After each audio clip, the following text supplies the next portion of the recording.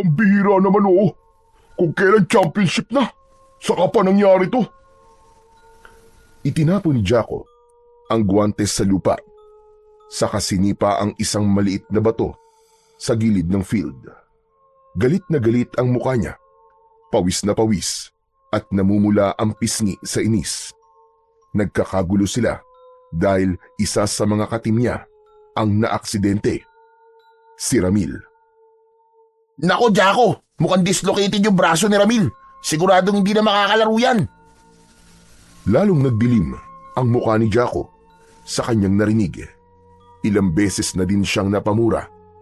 Hindi niya mapigilan ang kanyang inis, lalo na at nakikita niya ang kalabang team na tila ba tuwang-tuwa dahil may posibilidad na ma-technical sila at tuluyang matalo.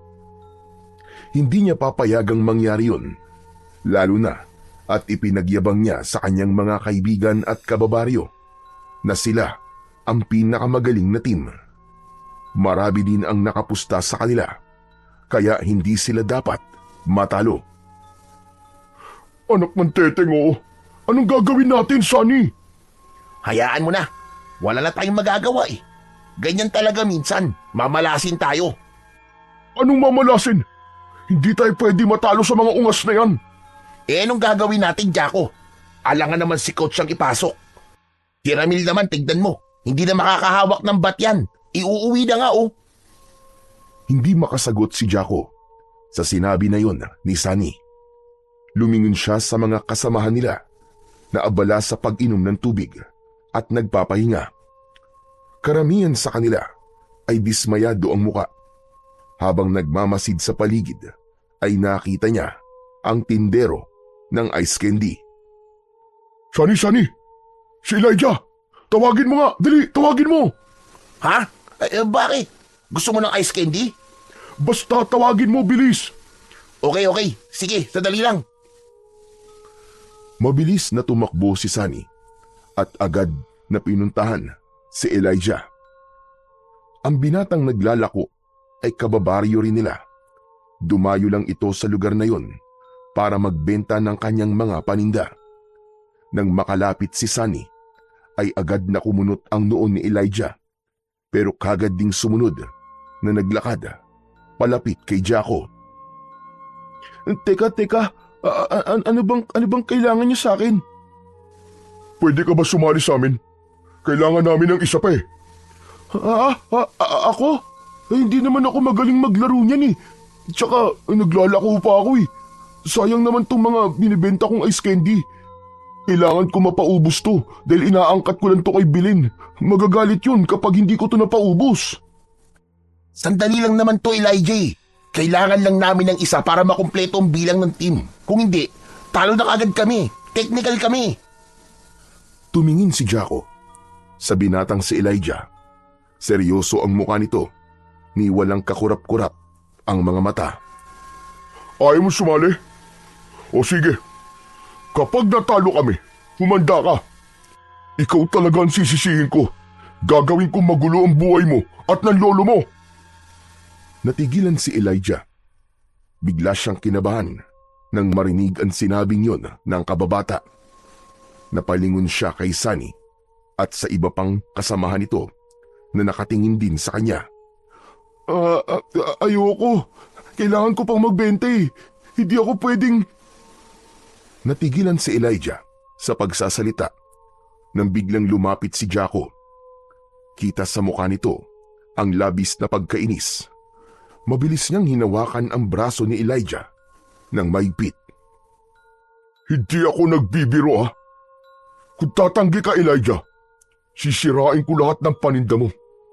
Pupuntahan kita sa bahay niyo. Sasaktan ko pati lolo mo. Tandaan mo yan. Inakawalan ni Jaco si Elijah at mabilis na sinipa ang lupa sa tabi niya. Lumayo siya ng 3 hakbang. Huminga ng malalim, saka bumalik sa field. Kinakausap nito ang kasama nilang coach, si Mang Tonyo. Samantala, si Elijah naman ay dahan-dahang binitiwan ang hawak niyang styro box. Sumunod siya kay Jaco. Nang makalapit, ay agad niyang sinabi nasasali na siya. Talaga? Sasali ka na? Aba, ayos! Natuwa naman si Mantonyo sa kanyang narinig. Agad niyang binigyan ng guwantes at uniforme si Elijah at ibinili niya kina Jaco na sabihin dito kagad ang mga alituntunin ng laro. Umalis ang matandang lalaki at lumapit sa komite upang sabihin na kumpleto na ang kanyang mga player. Samantala, habang nakatayo ang dalawa, binalaan muli ni Jaco si Elijah. Hindi na baling wag mong galingan. Basta wag ka lang tatanga-tanga sa laro, ha? Hindi ko may papangako yan kasi hindi naman talaga ako magaling sa laro na to eh. Hindi na nga bali na hindi ka marunong eh. Basta kapag sinalo mo ang bola, sa akin mo palagi ipapasa. Sige. Nang matapos makapagpalit ng damit, ay nagsimula na muli ang laro. Si Elijah ang unang titira. Maigpit niyang hinawakan ang bat. Nang pinakawalan ng pitcher ang bola, iwinasiwas niya ang hawak na pamalo.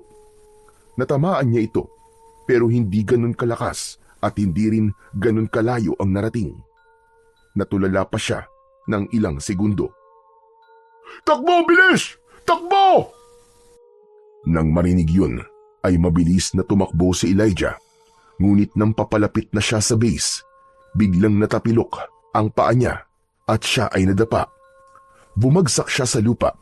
Kasabay nito ay napulot na ng kalaban ng bola at agad na naitapon papunta naman sa taong nakabantay sa unang base.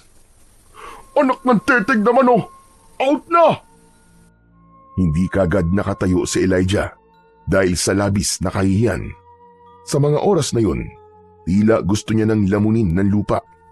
Nang tignan niya ang mga taong nanonood at kanilang mga kalaban, nakita niyang tawang-tawa ang mga ito sa kanya. Ang kanyang mga kasamahan naman ay halatang dismayado.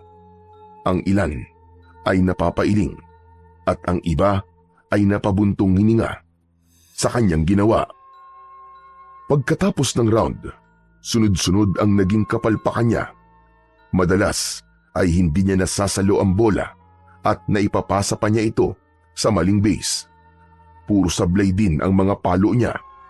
At minsan pa ay ang mismong catcher ang tinatamaan niya ng bat nang iwas-iwas niya ito. Pati sa paghagis ng bola, palaging tabingi o lampas sa target.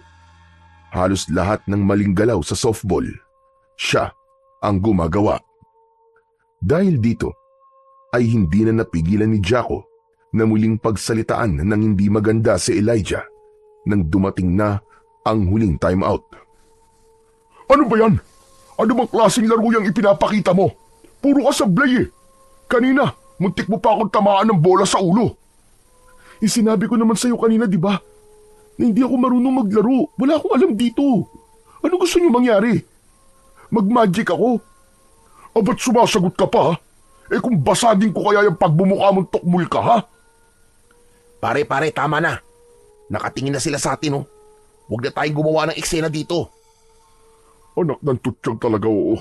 Paano hindi gagawa ng eksena? Tignan mo nga. Kanina tayo ang lamang bago pumasok ang tukmul na to eh. Teka lang ha. Ikaw ang pumilit sa akin na maglaro eh. Wala akong kasalanan kung mahabol nila ang score nyo. Mabuti pa. Pumayag ka na kasi na matalo. Babalik na lang ako sa pagtitinda. May mas mapapala pa ako dun eh. Ano sabi mo? Ulitin mo nga sinabi mo. O Jaco, kalma lang. Ikaw naman Elijah, ano ba? Huwag mo nang sabayan ng init ng ulo ni Jaco. Umayos nga kayong dalawa. Tumahimik si Elijah at si Jaco naman ay inilayo ng koonti ni Sunny. Sinikap niyang pakalmahin ang nag-aalburotong kaibigan. Pre, relax ka lang. Huwag mo na siyang pagalitan. Hindi naman talaga siya marunong maglaro nito eh. Kung alam ko lang sana na ganyan ang gagawin yan eh. Sana nga pumayag na lang ako kanina na matalo. Ay nako, nakakabwisit talaga. Huwag na tayo magsisihan. Hindi naman natin alam na mangyayari ang ganito eh. Mas galingan na lang siguro natin.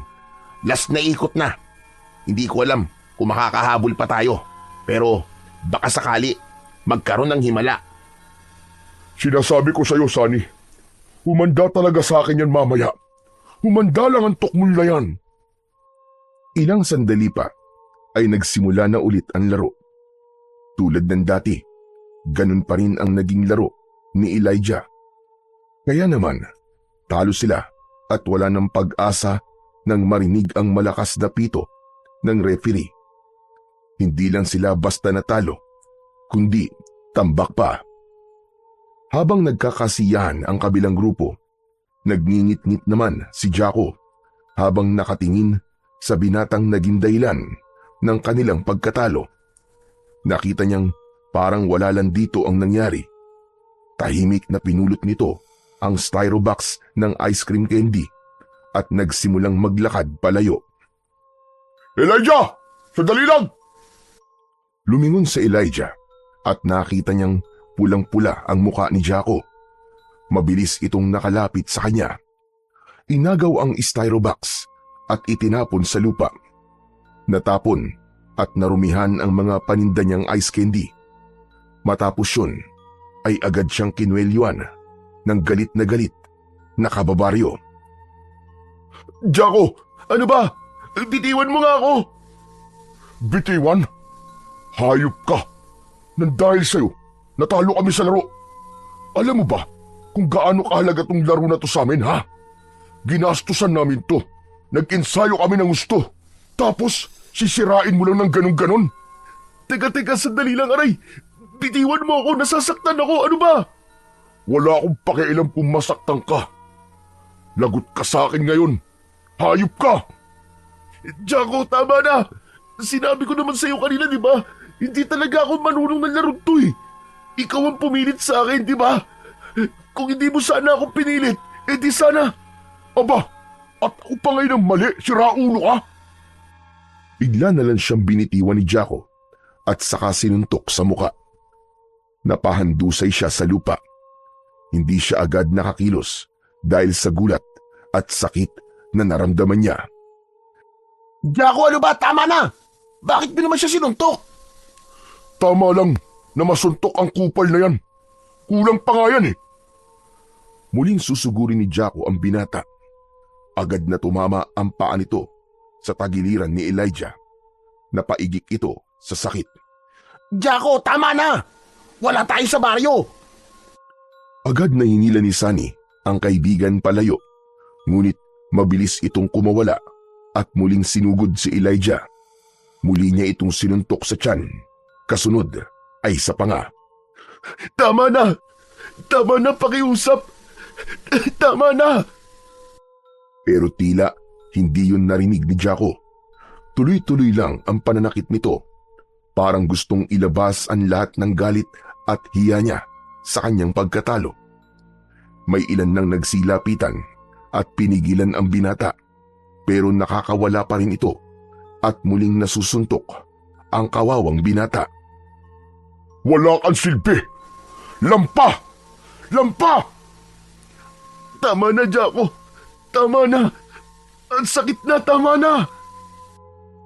Duguan na ang labi ni Elijah. Nakahiga siya sa lupa at halos hindi na makatayo. Si Sunny ay todo pigil pero hirap siyang kontrolin ang kaibigan. Ilang sandali pa ay dumating ang mga tanod. Nilapitan nila si Jaco at kinaladkad ito palayo. Samantala si Elijah naman ay nilapitan ng isang estrangherong lalaki. Inalalayan niya ito upang makatayo. Hiyang-hiya ang binata habang nakikita ang lahat ng mga matang nakatingin sa kanya.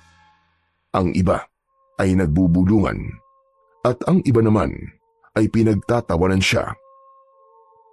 Napatingin siya sa lalaking tumulong sa kanya. Matangkad ito, moreno at malaki ang pangangatawan. Ramdam din niya ang magaspang nitong kamay dahil sa kapal ng kalyo.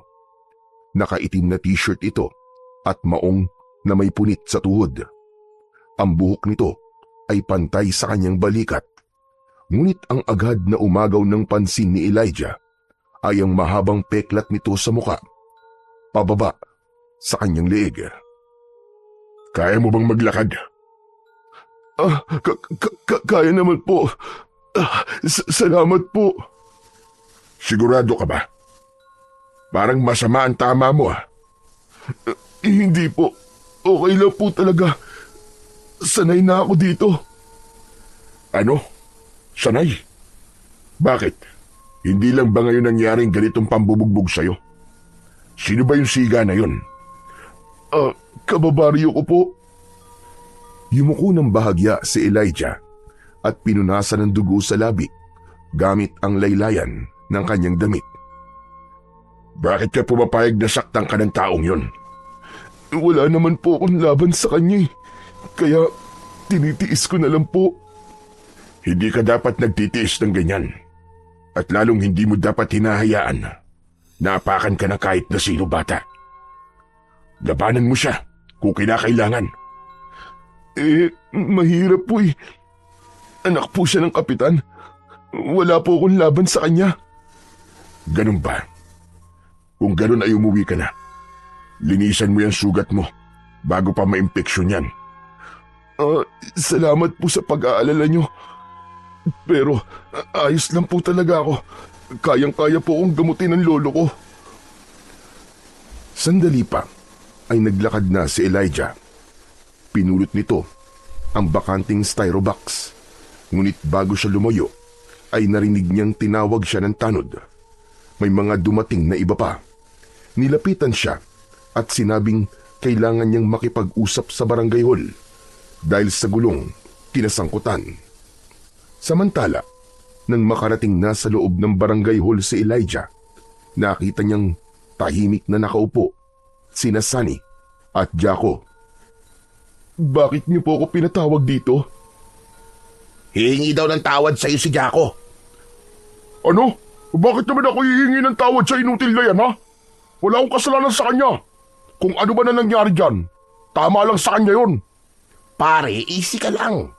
Napag-usapan na natin to kanina, di ba? Sige na, makipag-ayos ka na. Hindi ako hihingi ng sorry sa kanya. Siya ang dahilan, kaya tayo natalo. Tama po siya. Ako po may kasalanan. Ako ang dapat sisihin sa pagkatalo nila, Jaco. Pasensya ka na, ha? Elijah, hindi mo kasalanan. Ayos na yun, Sunny. Wala rin namang mangyayari kung magsisisihan pa tayo eh. Kasalanan ko naman talaga eh. O di ba?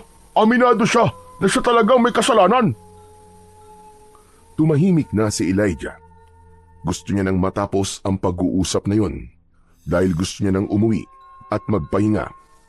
Ramdam na niya ang kirot ng mga sugat at bugbog sa kanyang katawan. Hindi siya takot kay Jaco, pero takot siya sa impluensya ng pamilya nito. Kilala ang pamilya nila, may kaya at mula sa angkan ng mga politiko.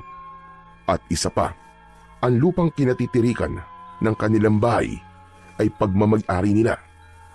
Kung lalaban siya, baka mas lalo silang mapahamak. Baka mawala ang pwesto ng tinitirhan nila. At baka pati ang lolo niya ay pag-initan. Wala naman po akong reklamo. Hayaan na lang po natin to. Natulala ang kapitan ng barangay nang marinig yon mula kay Elijah. Tahimik ang lahat. Kahit si Jaco ay natahimik sandali, pero agad din itong umiwas ng tingin. Tinanong siya ng kapitan kung sigurado ba ito sa kanyang desisyon. Tumango ang binata. Dahil doon ay nagpasya na ang kapitan na tapusin na ang usapan.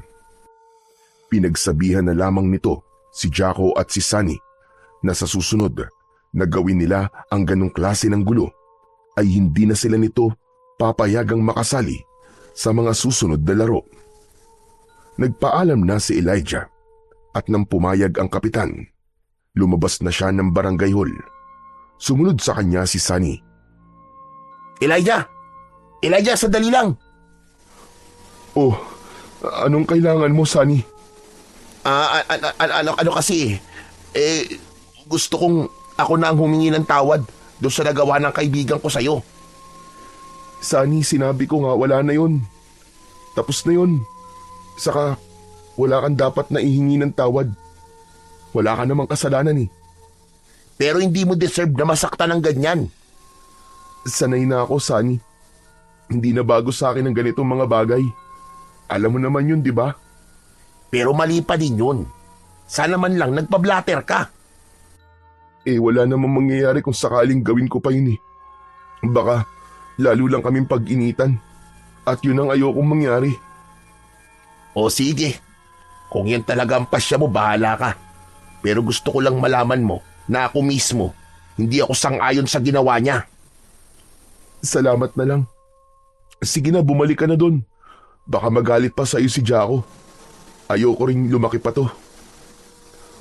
Napayuko na lamang si Sunny. Awang-awa siya sa kalagayan ni Elijah. Elijah, gusto mo ba na ihatid kita sa inyo? Huwag na. Kaya ko to. Hindi ako naniniwala. Sige na, tara na. Isasakay na kita. Pauwi na rin naman ako eh. Si Jaco, hayaan na lang muna natin dyan sa loob. Halika na. Hindi, ayoko. Pasensya ka na. Pagkatapos nun, ay naglakad na si Elijah palayo. Nakayuko lang siya habang bitbit ang walang laman na styrobox. Ang nasa isip niya ay makauwi na at makapagpahinga. Pero bigla ding sumagi sa isip niya kung paano niya ipaliliwanag kay Belen ang nangyari. Si Sunny naman ay naiwan sa tapat ng barangay hall. Tahimik at tila nag-iisip. Panay din ang iling nito. Samantala, makalipas ang halos 1 oras na paglalakad, nakarating na din siya sa baryo nila. Bago umuwi, ay dumaan na muna siya sa tindahan ni Belen. Tuwang-tuwa namang sinalubong siya ng babae. Ngunit biglang natigilan nang makita ang mga galos at bugbog sa katawan ng binata. Oh, ano nangyari sa'yo? Ba't ganyan ang itsura mo?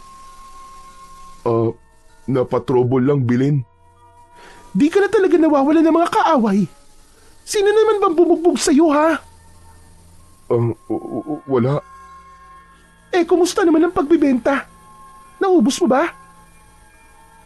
Hindi. Tinapon yung paninda ko eh. Ano ka mo? Tinapon? Aba naman, Elijah. Hindi ko pa napapalabas ang puhulan nun eh. Malang gatas at asukal ngayon. Pati yung plastic at yung kuryente. Ano ba naman yan? Pasensya na, Belen ha. Hindi ko naman gusto yung nangyari. Hindi mo ginusto. Bakit kasi nakikipag-away ka? Paulit-ulit na lang, Elijah. Ilang beses lang nangyari to. Niloloko mo ba ako, ha? Tinapon ba talaga yan o kinukupitan mo lang ako? Nasaan yun ang pagbentahan? Akin na nga. Ibigay mo nga sa akin. Belen, hindi kita kinukupitan. Hindi ko magagawa yun. Huwag mo nga akong paandaran ng drama mo. Hindi pwedeng wala kang iabot sa akin. Hindi ko pinupulot ang pinagpupuhunan ko dyan. Kaya kasalanan mo o hindi, ibigay mo sa akin ang pera ko. Akin ang pera ko. Pero Belen, wala akong pera sa ngayon eh. Ito na nga ba ang sinasabi ko eh. Ang lakas ng lobo makipagbasagan ng muka. Tapos ako naman ang napeperwisyo. Sana umiwas ka na lang. Di sana, hindi na sayang ang ice candy ko. Hindi na sumagot pa si Elijah. Nanatili lang itong nakayuko. Ngunit si Belen, patuloy pa rin ang kanyang paninermon. Ay nako, ewan ko sa iyo, Elijah. Hindi pwedeng ganito na lang palagi. Puro palugi. Ganito, simula bukas, hindi ka na muna pupunta dito. Hanggat hindi mo nababayaran ng mga ice candy ko, hindi ka makakakuha sa akin ng mga bagong paninda. Wala na akong tiwala sa iyo, Elijah. Huwag naman, Belen. Wala naman talaga akong kasalanan eh. Sila nag-umpisa ng gulo. Kita mo naman sa katawan ko yung bugbog, di ba? Ay nako, wala akong pakialam sa iyo. Ang importante sa akin ay ang pera ko. Umalis ka na nga sa harapan ko. Buisit! Naglakad na pauwi si Elijah sa kanila. Masama ang loob niya sa nangyari, pero alam niyang hindi niya pwedeng sisihin si Belen sa naging galit nito sa kanya. Ilang sandali pa ay nakarating na siya sa kanila. Agad niyang nakita ang Lolo Rubin niya na nakaupo sa bangkito. Abala sa pagkutingting ng mga paso ng halaman. May hawak itong isang maliit na pambungkal. Dahan-dahang humakbang si Elijah. Umaasang makakapasok siya sa bahay nang hindi siya napapansin ng matanda. Ngunit bago pa siya tuluyang makapasok sa pintuan, narinig niya ang boses ng kanyang lolo. Elijah, iho! Napatigil siya, pero hindi siya lumingon. Bakit ang tagal mong umuwi? Bakit ngayon ka lang? Ano po kasi, sa malayo po kasi ako nagbenta, kaya medyo natagalan po ko, Lolo. Ganun ba? Kumusta naman ang pagbebenta mo? Teka, sandali nga lang. Bakit ka ba nakatalikod sa akin? Bakit ayaw mong humarap? Narinig ni Elijah ang dahan-dahang pagakbang ng kanyang lolo. Palapit na ito sa kanya. Hindi niya nagawang lumingon, ngunit nang tuluyang makalapit na ito, agad na nag-iba ang ekspresyon ng mukha nito. Nanlaki ang mga mata at napakunot ang noo. Anong nangyari sa'yo? Bakit ganyan ang itsura mo? Umabanti ito ng kaunti at tinignan ang mga pasa sa pisngi, sa braso at tagiliran niya. Wala po, Tolo. Nadapa lang po ako kanina. Nadapa? Ganito kalala. Huwag mo nga akong pinaglololoko, Elijah. Sinong gumawa niyan? Sabihin mo. Hindi ko po sila kilala eh. Pinagtripan po nila ako dun sa kabilang barangay. Pero huwag po kayong mag-alala. Ayos lang po ako. Pinagtripan ka? At ano? Hindi ka lumaban? Hinayaan mo magkaganyan ka? Hinayaan mong ganyanin kanila? Kuwan po kasi. Kuwan ano? Kasi. Ay, Diyos ko. Puro ka nalang ganyan. Alam ko kung ano-ano na naman ang sasabihin mo, Elijah. Ilang beses ko man sasabihin sa'yo na wag mong hahayaan na apihin ka ng kung sino-sino lang. Bakit ba palagi ka nalang nagpapabugbog? Tahimik lang si Elijah sa sinabi ng kanyang Lolo Ruben. Gusto sana niyang sumagot, pero natatakot siyang mas lalong magalit ang kanyang lolo. O ano? Hindi ka na sumagot? Ay nako, mga kabataan ngayon, napakahihina ng loob. Kung ako sa'yo, abay lalaban ako. Hindi ko hahayaan na apak-apakan lang ako ng kung sino-sino. Habang nagsasalita ang matanda, napansin itong hindi mapakali ang binata.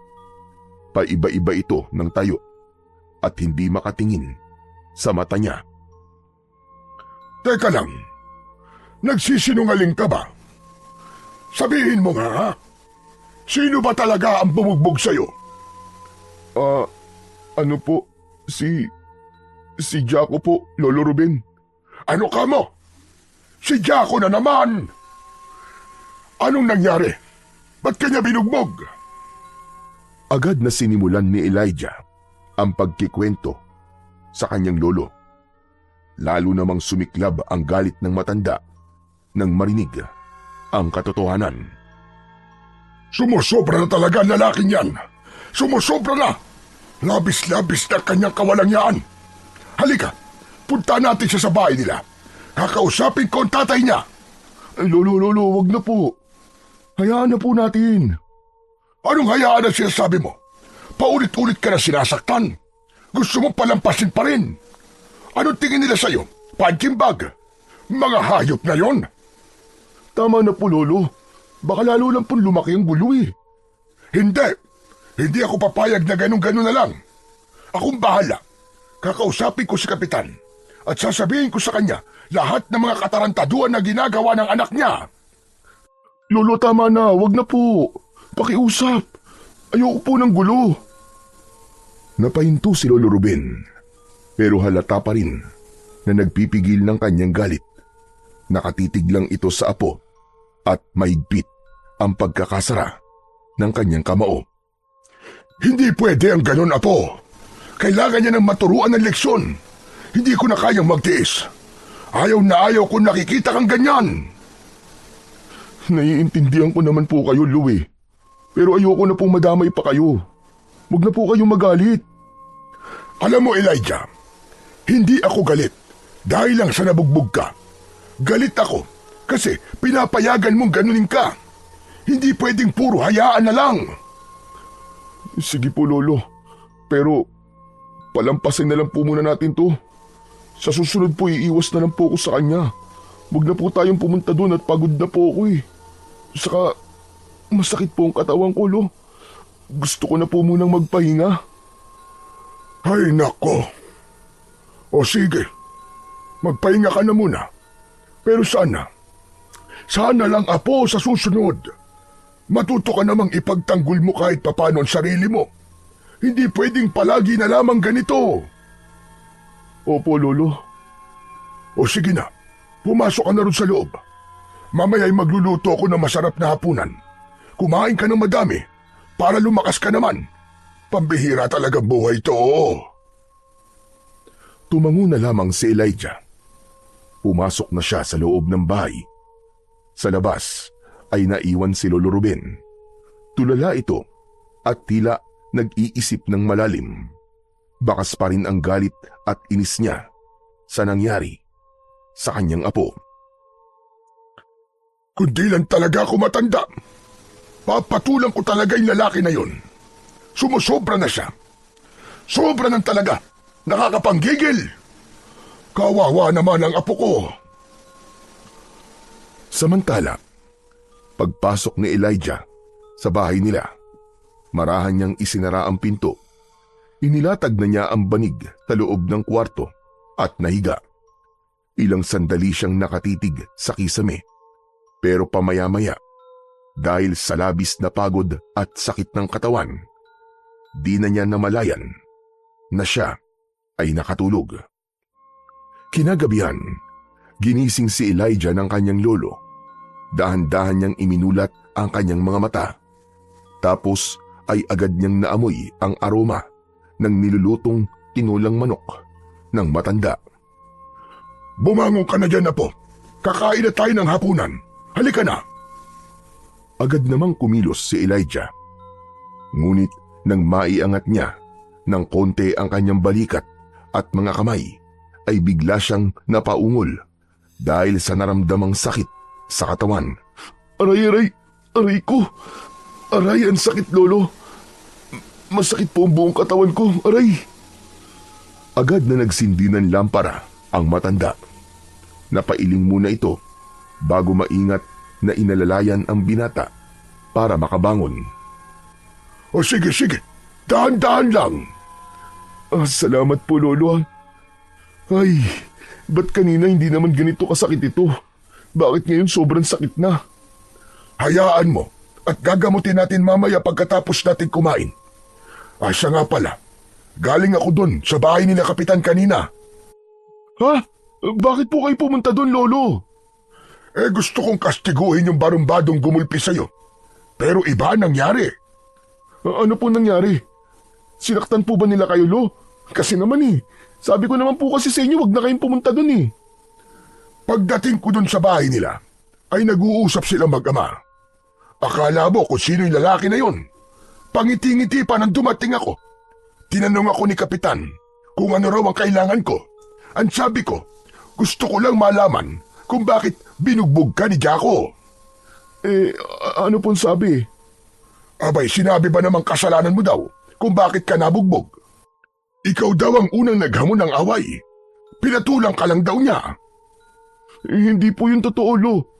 Binugbog po niya ako dahil ako po ang sinisisi niya sa pagkatalo nila sa softball. Sinungaling talaga yun. Naniniwala ako sa iyo, Apo. Pero mas pinakinggan ni Kapitan yung kwento ng anak niya. Ang kapal ng mukha nila. Abay, akalain mo, ako pa ang sinermonan. Kasi Lo, ang kulit niyo naman Sabi ko naman po sa inyo, hayaan niyo na lang Hayaan? Abay, hindi pwede yun. Hindi mo pwedeng hayaan na lang palagi na inaapi ka. Alam ko naman po. Pero Lo, tulad nga ng sinabi ko, ayoko ng gulo. Mas gusto ko pong manahimik na lang. Alam mo, minsan ang pananahimik, hindi kabaitan yan. Kahinaan ang tawag dyan. Kung lagi kang iiwas, mas lalo ka lang nilang pagtitripan. Mas lalo ka nilang aapihin at tatapak-tapakan. Tama naman po kayo, Lo. Pero wala naman po tayong magagawa eh. Hindi po natin sila kaya. Yun na nga nakakabwisit eh. Kinakayang-kayanan na lang nila tayo. Nako!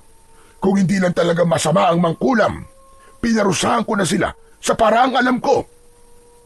Ano po yun, Lo?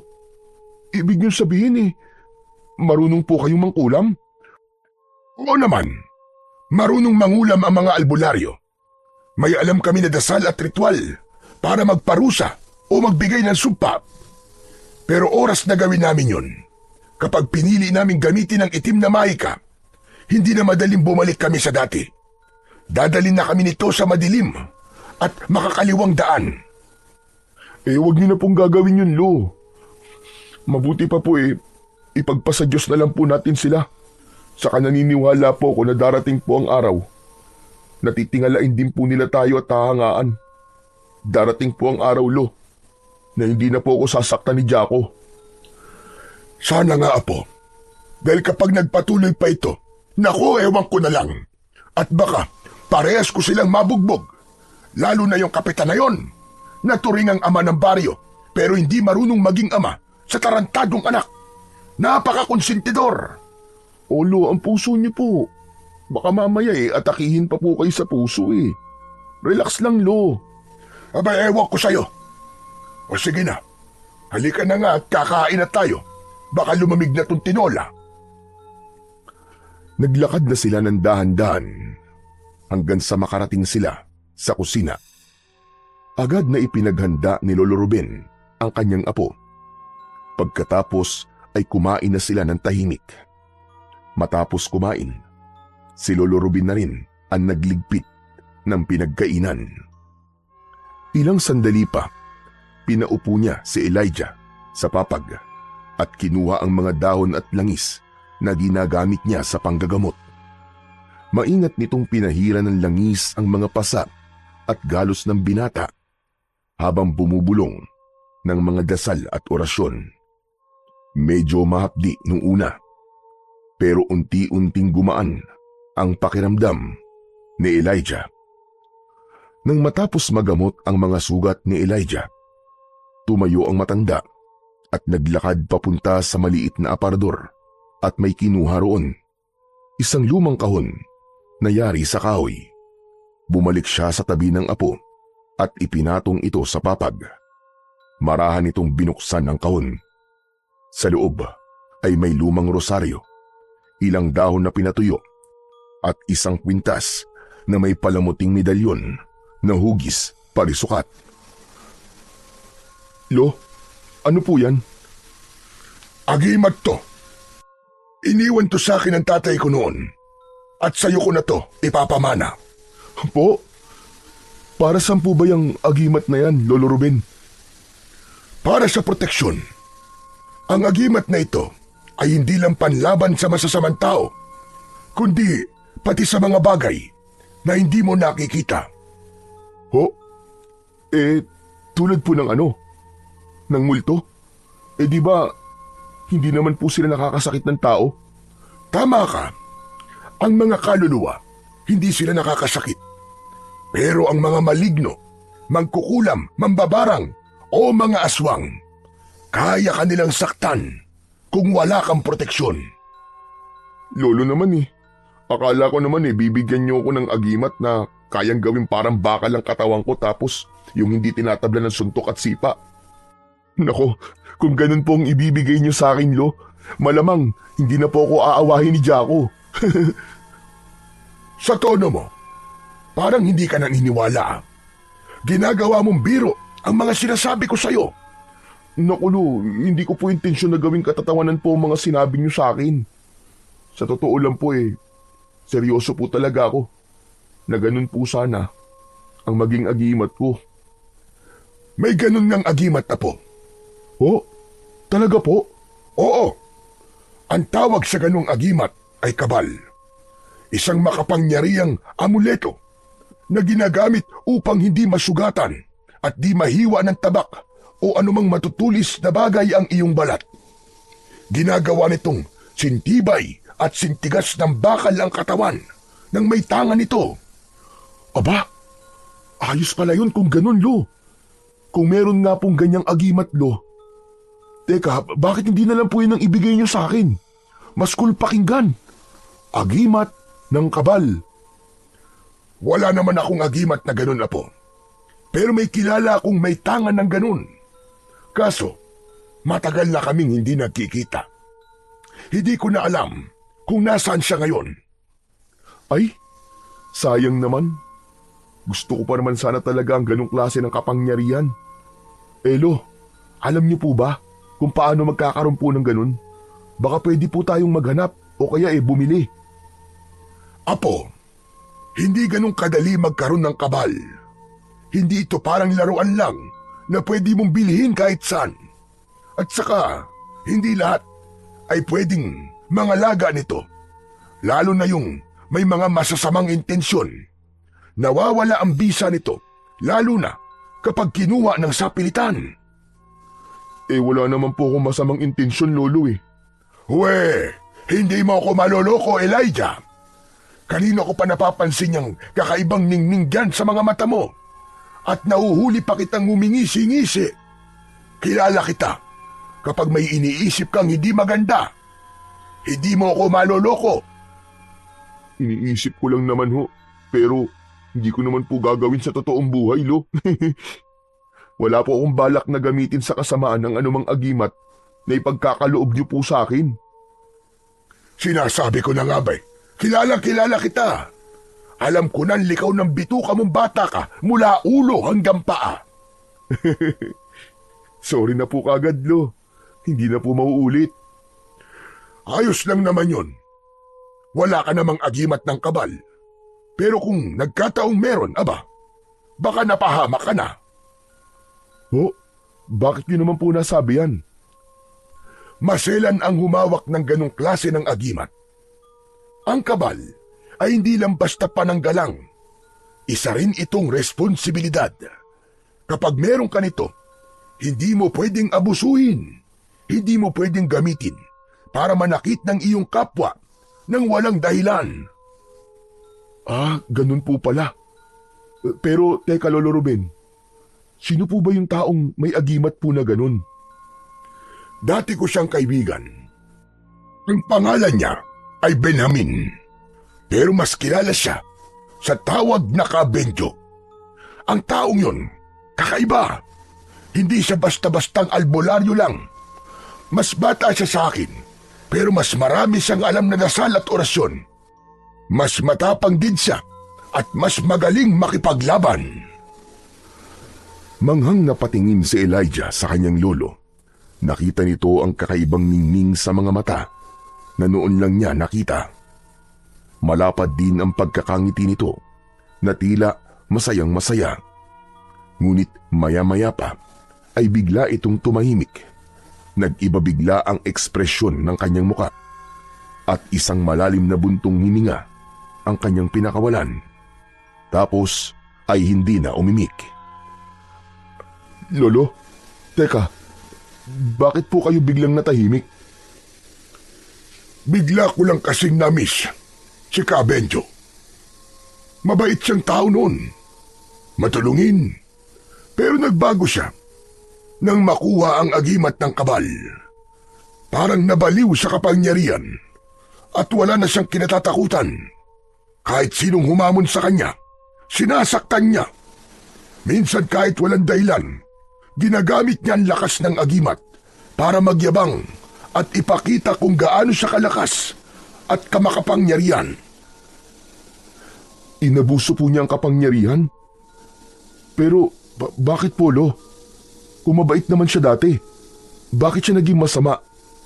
Saka, di ba sabi mo kanina, kapag ginamit po sa kasamaan ng kabal, ay mawawalan ito ng bisa. Sandali lang iyo, ang dami namang tanong nun.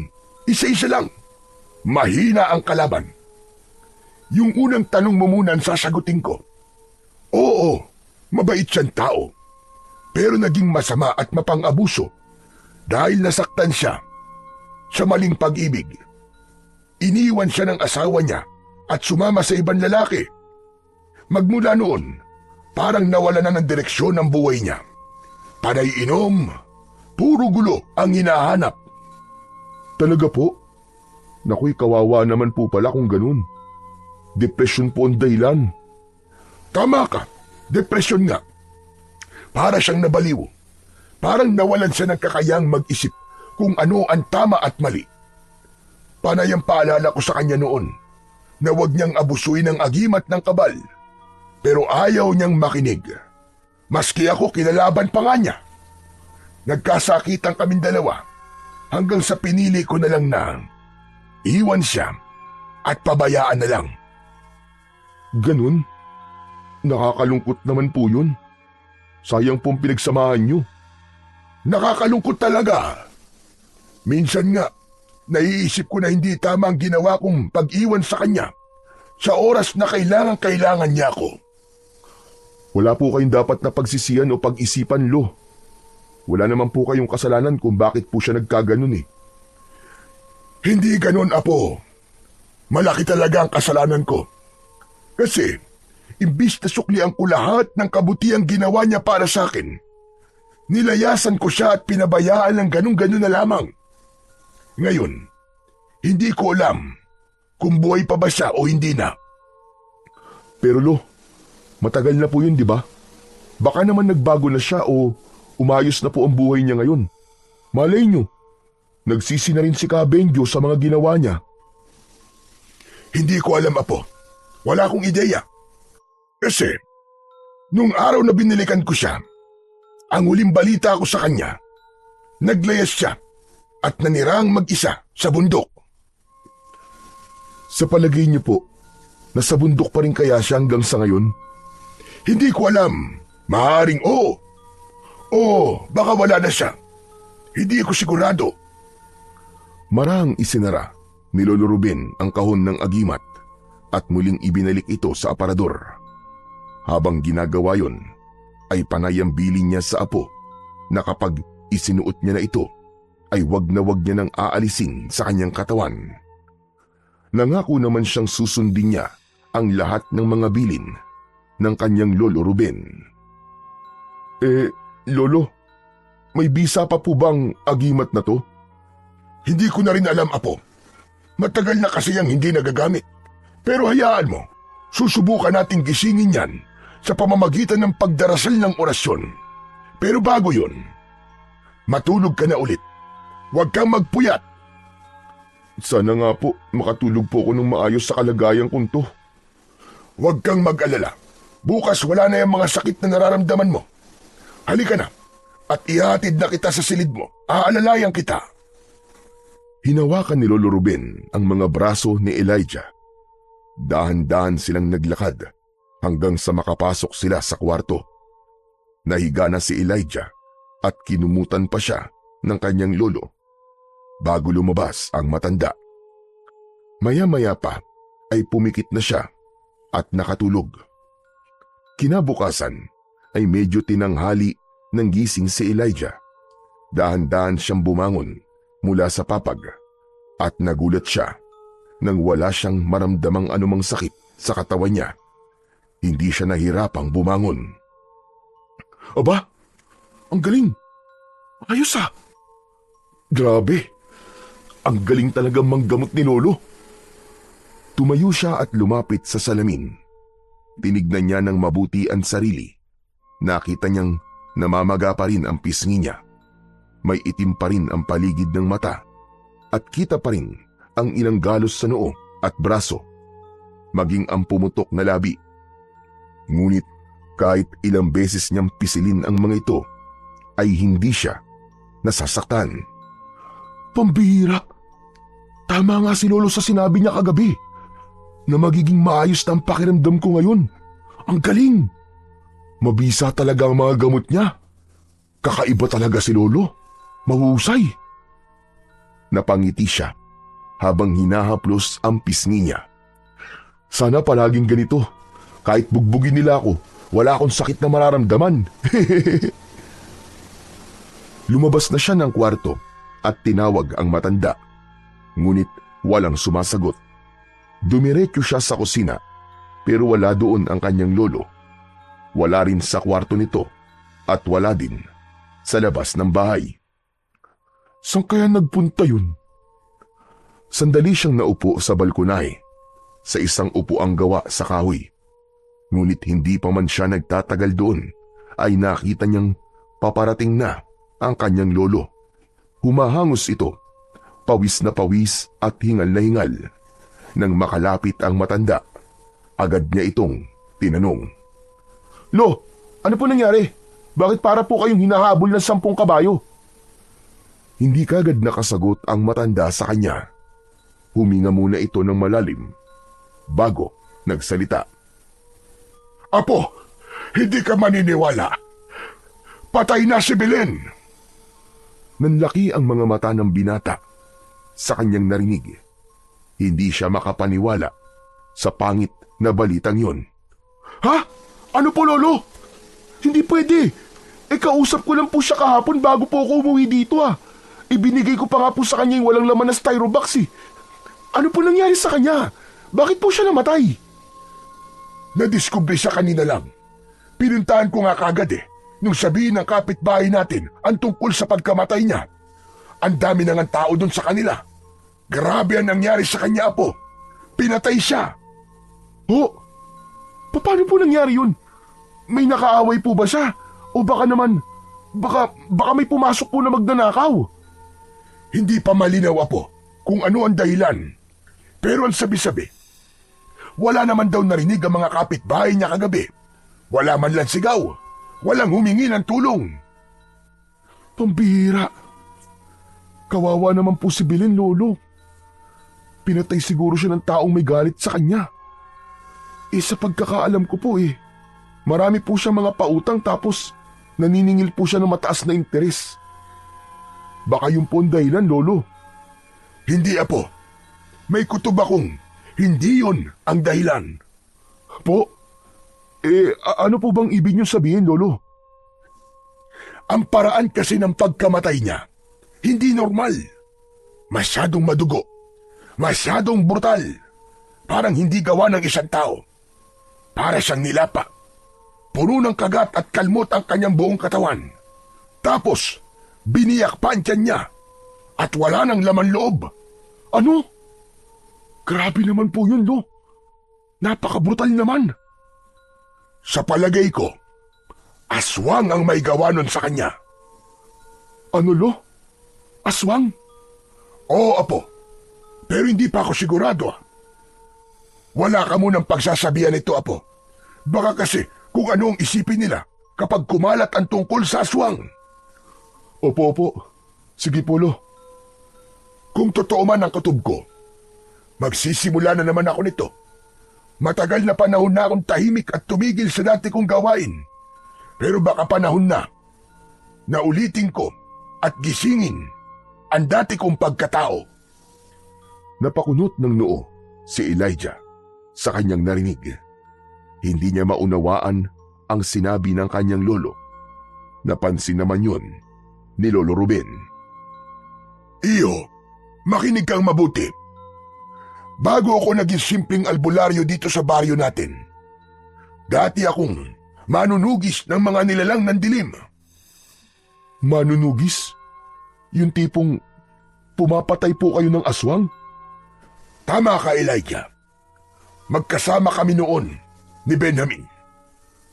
Hinahabol namin sila, yung mga aswang at kung ano-anong mga demonyo na nanggagambala ng mga tao. Wow! Ang astig po pala, Lolo. Pero bakit po pala kayo tumigil? Tumigil ako dahil nga dun sa nangyari kay Benjo. Saka napagod na rin ako. Hindi lang katawan, kundi kaluluwa ko rin napagod na.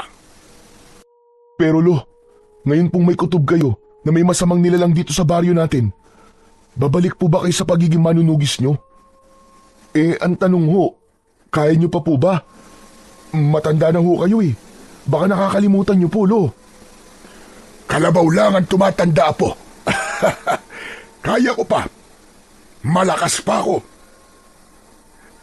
Ano naman pong kaya niyong gawin kung halimbawa po, nasa harap na po natin yung aswang o kung anumang demonyo dyan sa tabi-tabi?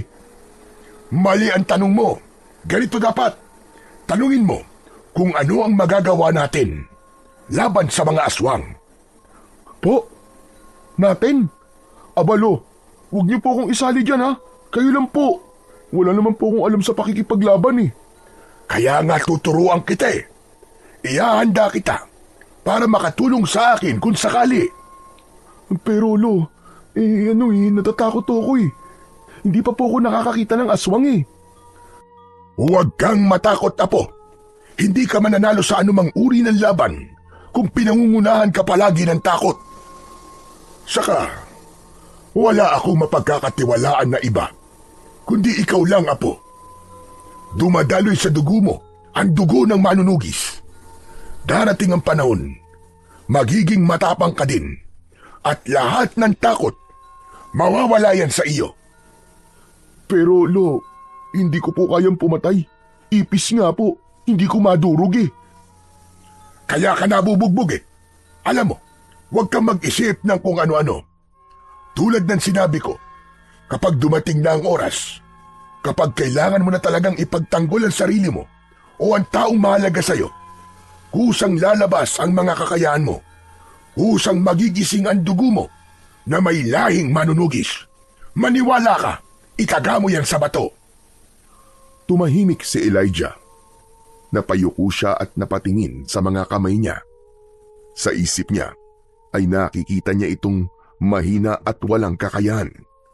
Hirap talaga siyang paniwalaan ang sinasabi ng kanyang lolo. Lumapit si Lolo Ruben at tinapik siya sa balikat. At nang matapos, tumalikod na ang matanda at pumasok na sa loob ng bahay. Naiwan si Elijah. Tulala at malalim ang iniisip. Mabilis na lumipas ang oras. Pagsapit ng gabi ay tumahimik na ang buong paligid. Natulog na ang maglolo. Kapwa pagod sa buong maghapon. Hindi na nga rin nila naituloy ang pagsasanay dahil sa pagpapatawag kay Lolo Ruben ng mga kamag-anak ni Belen. Nagsagawa siya ng ritual sa bahay nito matapos mailibing ang bangkay. Ngunit nang malalim na ang gabi, biglang nagising si Elijah. Pakiramdam niya ay uhaw na uhaw siya. Bumangon siya at tinungo ang kusina. Habang naglalakad, ay napansin niyang kakaiba ang katahimikan sa loob ng bahay nila. Hindi niya naririnig ang malalakas na hilik ng kanyang lolo. Napakunot ang noo ng binata. Matapos uminom, ay dahan-dahan siyang lumapit sa pinto ng kwarto ng matanda. Lolo Ruben? Gising ka po ba? Walang sumagot. Marahan niya itong itinulak. Pagbukas ng pintuan ay nakita niyang wala sa loob ng silid ang kanyang Lolo Ruben. Hala, wala siya dito ah. Saan kaya nagpunta yun? Lumapit siya sa bintana.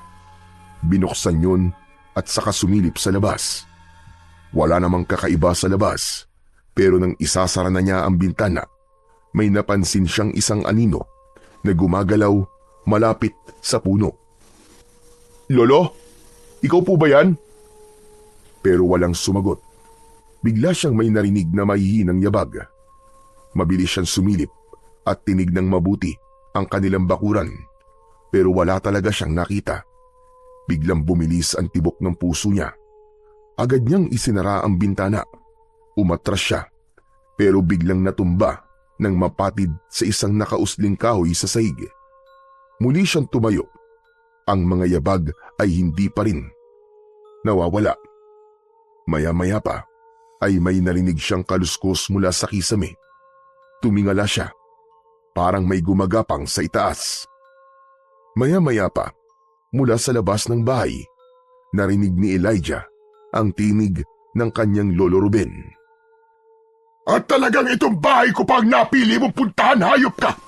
Sige, halika dito! Harapin mo ako, bumaba ka dyan! Nanlaki ang mga mata ni Elijah Sa kanyang narinig, kaagad siyang tumayo at muling binuksan ang bintana. Nakita niya ang lolo niya na may hawak na isang itak, pawisan at hingal na hingal. Lo, ano po nangyayari? Ay, palaka! Ay, ano ba, Elijah? Huwag ka nga nang gugulat. Mabuti pa'y halika dito sa labas. Tulungan mo ko.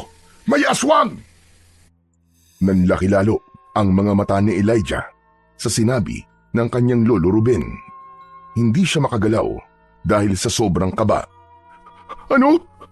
May aswang? Sigurado po ba kayo, Lo? Oo! Nasa itaas siya ng bubong! Bilisan mo rito! Agad na kumilos si Elijah. Sa sobrang pagkataranta niya, hindi na siya sa pintuan dumaan, kundi tumalon na siya mismo sa bintana ng silid ng kanyang lolo. Napasubsob pa siya sa lupa pagbaba niya. Anak ng pambihira ka talagang bata ka, oo. Palagi mo nalang pinaiiral ang kalampahan mo! Walang nagawa ang matanda, kundi ang mapakamot na lamang sa ulo habang pinapanood ang apo na pinapagpag ang lupa na dumikit sa damit at katawan nito. Nang makatayo ang binata, ay agad niyang tinignan ang bubong. Lo, nasa po yung aswang na sinasabi niyo? Wala naman po akong nakikita. Hindi pa siya tapos magsalita, ay biglang may narinig siyang isang nakakatakot na ungol at singasing na parabang ahas. Elijah! Umilag ka! Dali! Biglang tumalon mula sa bubungan ang isang nilalang. Maitim ang balat nito at mabalahibo. May matatalas na kuko at pangil. Mapulang-mapula din ang mga mata nito. Hindi kagad nakakilos si Elijah. Natulala siya sa kanyang nakita. Sa isang iglap, may malakas na kamay na biglang humawak sa kanya at hinila siya palayo. Halos matumba siya. Mabuti na lang at naibalansi niya ang katawan niya. Pagtingin niya, si Lolo Ruben pala ang humila sa kanya. Iniiwas siya sa aswang na sumugod. Muntik na siyang masunggaban ng aswang. Ilang pulgada na lang sana at tapos na siya. Dumaan sa harap niya ang matutulis na kuko ng halimaw na muntik nang tumama sa kanyang muka. Elijah po! Huwag kang tatanga-tanga! Gusto mo bang lamunin ka niya ng buhay? Hindi na nakasagot si Elijah. Nakita kasi niyang mabilis na kumilos ang aswang. Si Lolo Ruben naman ang pinuntirya nito. Sinugod nito ang matanda. Itinaas nito ang matutulis na kuko, pero maagap na nasalag ng matanda ito gamit ang kanyang itak. Elijah po! Tulungan mo ako! Kumuha ka ng patpat! Bilisan mo! Paluin mo ang kanyang anino! Dali! Mabilis na kumilos ang binatang si Elijah. Iginala niya ang kanyang paningin sa paligid. May nakita siyang isang piraso ng sanga na nakakalat malapit sa kanya. Agad niya tong pinulot. Pumwesto siya sa likod ng halimaw. Kahit nanginginig ang mga kamay, pinalo niya ng sunod-sunod ang anino ng aswang. Lumayo ka sa amin! Layo! Alis! Alis! Lumayas ka dito! Yan! Ganyan nga po! Huwag kang matakot sa kanya! Agad na lumayo ang aswang nang maramdaman ang matinding sakit sa kanyang katawan. Napapasigaw ang halimaw. Ilang sandali pa ay tumalon ito ng mabilis hanggang sa biglang naglaho. Naiwan sina Lolo Ruben at ang kanyang apo. Parehong hingal na hingal. Buwisit! Natakasan tayo ng hayop na yun! Oo nga po, wala na po siya. Buti na lang, Lo. Akala ko po kanina katapusan na po natin Isa ka pa! Lumabas ka talaga ng walang sandata. Kanina ko pa gustong gawin sa ito Aray ko, bakit ka naman ng batok, Lo? Ang sakit po nun Ay nako, nakakabwisit ka din kasi. Kung doon ko kasi sa pintuan dumaan at kinuha mo ang punyal doon, sana meron kang sandata na panlaban doon sa aswang na yon. Pero anong ginawa mo? Nag-over the bintana ka. Pambihira ka naman, oo. Pasensya na po kayo. Nataranta po kasi ako Yan! Yan ang dahilan kung bakit kailangan mo matutong lumaban. Nakita mo yung kanina? Opo, totoo pala talaga sila. Pero Lo, bakit kaya tayo inatake? Wala naman tayong ginagawang masama sa kanya. Sa palagay ko, ay nagkataon lang iyo. Malamang ay gutom na gutom lang ang damuho na yon. Kaya nagmamanman lang at nag-aabang ng pwede niyang mabiktima. Nung magising ako kanina, naramdaman ko siya kaya lumabas ako. Hinanap ko siya. Hindi ko naman alam na ito rin palang bahay ko ang pupuntahan niya. Nakakatakot naman ang trabaho niyo, Lolo. Kung ganito po ang manunugis, parang hindi ko talaga kakayanin. Oo, nakakatakot nga. Pero mas nakakatakot kung wala kang gagawin habang may mga halimaw na gumagala sa paligid at nambibiktima ng mga taong walang kalaban-laban. Sige nga, maaati mo ba na manahimik na lang kung alam mo namang may kaya kang gawin para tumulong sa iba? Oh, hindi po, Lolo. Siyempre, makukonsensya po ko. Eksakto! Mahirap kalaban ang konsensya. Yan ang tatandaan mo. Wala tayong pagpipilian. Kailangan nating mapatay ang aswang na yon bago pa makapaminsala ng gusto dito sa ating lugar. Lo, paano po natin siya hahanapin at papatayin? Aabangan natin siya. Sigurado ko na babalik yon at gaganti sa ating dalawa. Natahimik si Elijah sa huling sinabi ng lolo niya bago sila pumasok sa loob ng bahay nila.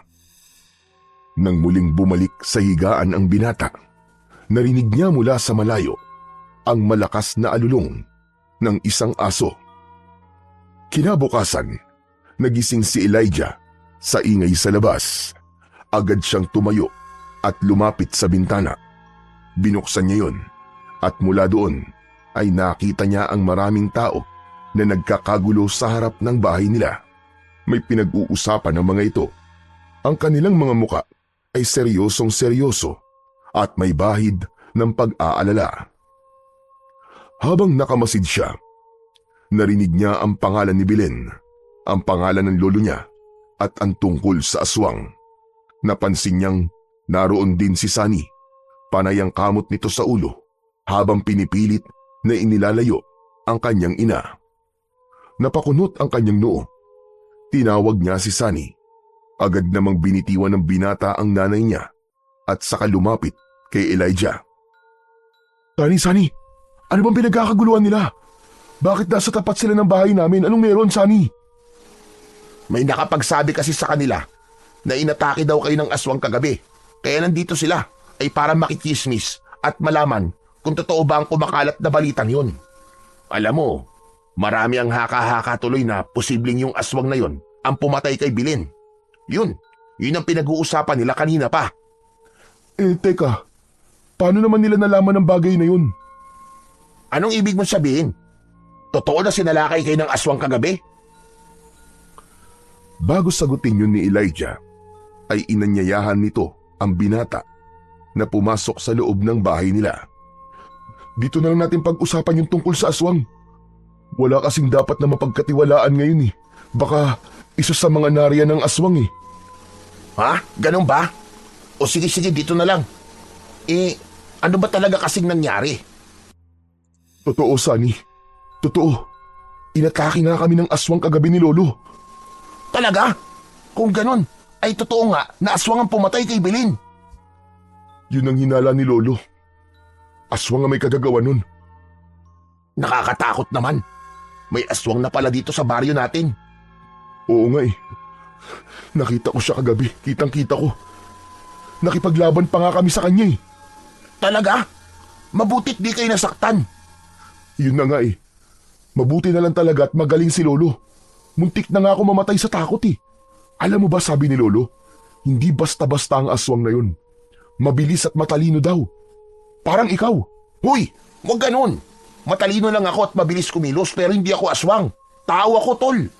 Wag mo akong kinukumpara sa halimaw na nakita mo kagabi. Sira ulo na to. Defensive ka naman masyado, pre. Binibiro ka lang naman eh. Hindi magandang biro yun, Elijah, no? Nakakapikon kaya yun? Ikumpara mo ba naman ako sa aswang? Pasensya na nga. Ito naman oh. Oo na. Sige na. Pero teka, paano ba kayo nakaligtas kagabi? Si lolo ko nakipaglaban dun sa aswang. Pero ako namalo sa aswang. Pinalo ko yung anino niya ng ilang beses. Tapos yun, nagsisisigaw na siya ng matindi. Kaya lang nakatakas eh. Sayang naman. Sana, napatayin nyo na para matahimik na ang baryo natin. Kaya nga Pero wala Sadyang nakatakas siya Ganun ba? Matanong ko lang. May ideya ba ang lolo mo kung sino yung aswang na yun? Wala hindi niya kilala. Pero sabi niya, magbabantay siya para tugisin yung halimaw na yun. Sasama nga ako sa kanya tutulungan ko siya. Ilang sandali ng katahimikan ang namayani sa pagitan ng dalawa. Panay ang kutkot ni Sunny sa kanyang mga kuko. Parang may iniisip. Teka, sigurado ka bang wala pa siyang alam kung sino talaga yung aswang na yon? Wala pa kagabi. Pero ngayon, ewan ko. Hindi pa kami nagkikita mula kaninang umaga Baka may nalaman na siya. Hindi ko pa sure. Siya nga pala. Paano niyo nalaman ng tungkol sa aswang? Isa sa mga kapitbahay nyo nagkwento dyan sa chismosa nating mga kabarangay. Kagabi daw ay narinig nilang nagkakagulo kayo. Kaya sumilip siya at kitang-kita daw niya na nakikipaglaban kayo sa isang aswang. Ano? May nakakita sa amin kagabi na kapitbahay? Bakit hindi man lang sila lumabas? Hindi nila kami tinulungan. Ewan ko. Baka natakot siguro. Sa bagay. Oo, tama ka. Uy, yung mga pinag-uusapan natin ngayon, huwag mong ipagsasabi sa iba ha. Kailangan kasi nating mag-ingat ngayon. Hindi tayo pwedeng basta-basta magtiwala sa kahit na sino. Oo, huwag ka mag-alala. Hindi naman ako nagmana sa nanay ko Siya nga pala. Kapag may plano kayo ng lolo mo, pwede bang sabihin mo sa akin? Ha? Plano saan? Kapag may plano kayong gawin sa aswang. Iyon ba? Sa ngayon wala pa naman sinasabi sa akin si lolo na plano. Pero ang sabi niya, gabi-gabi daw siya magbabantay. Paghahandaan daw namin ang pagbabalik ng aswang. Gaganti daw yun. Bakit mo nga pala tinatanong? Gusto ko kasing sumama Gusto ko din makatulong sa inyo. Ha? Sigurado ka ba? Pero delikado yun, Sunny. Sigurado ako. Gusto kong lumaban. Gusto kong tumulong sa pagpuksa sa lalaking yon. Lalaki? Alam mo lalaki ang aswang? Hindi. Wala akong alam. Ano lang, nabanggit ko lang. Parang hula ba? Bakit? Lalaki ba talaga yung aswang?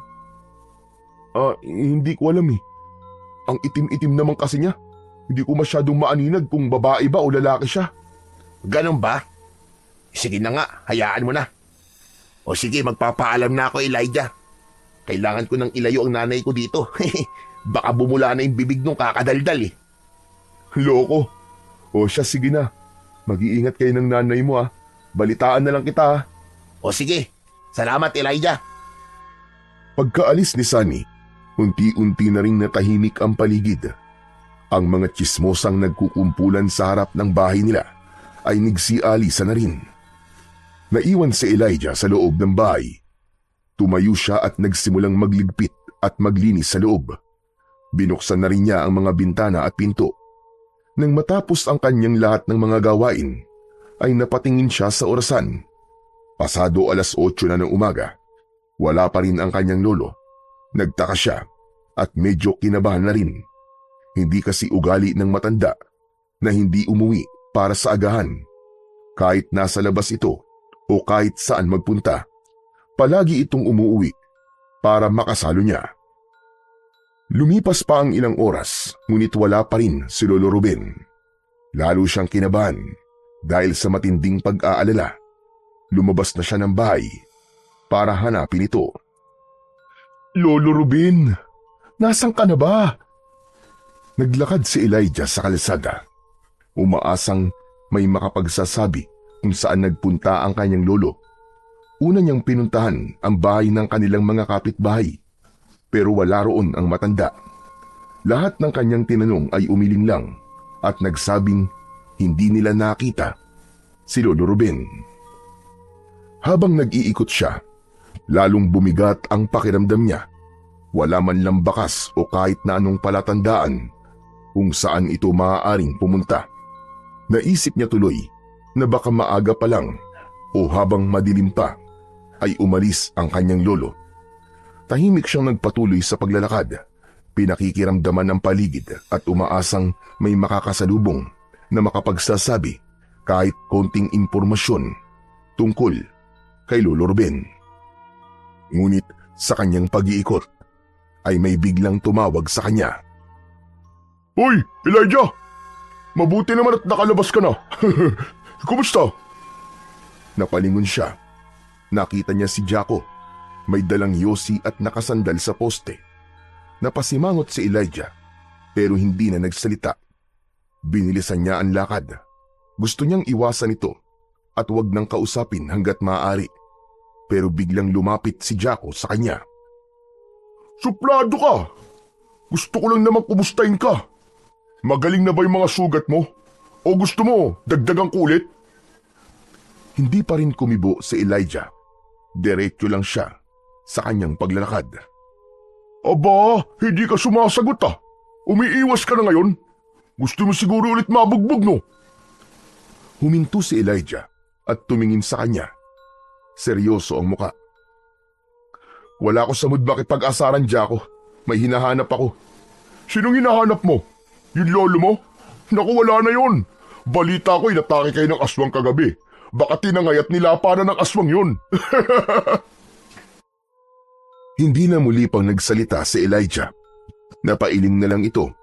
Saka naglakad ulit. Pero mabilis siyang sinundan ni Jaco. Hoy! Huwag mo naman akong iniisnab. Akala mo kung sino ka na.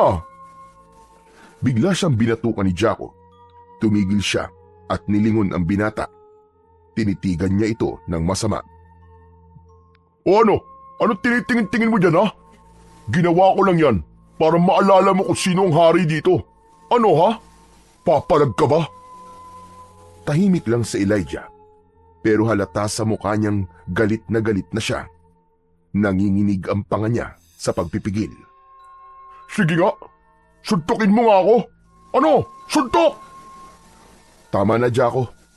Hindi na tayo mga bata. Lubayan mo na lang ako. Wala akong oras makipag-usap sa'yo. Ano sabi mo? Matapang ka na ngayon ah. Hindi ka na ba natatakot sa akin? Bakit ah? Ano ba pinagmamalaki mo? Tumigil ka na, sabi. May pinagdadaanan ako ngayon. Kaya please lang. Pinagdadaanan daw oh. Alam mo, huwag mo nang hanapin yung lolo mo. Sa palagay ko, kung hindi yung tinangay ng aswang, lumayas na yun. Nagsawa na siyang alagaan ng isang lampang katulad mo. Ngunit imbis na pumatol sa patuloy na pang-aasar ni Jaco sa kanya, muli siyang tumalikod at nagsimulang maglakad. Tila nawalan na ng pasensya si Jaco nang hindi siya pinatulan ni Elijah.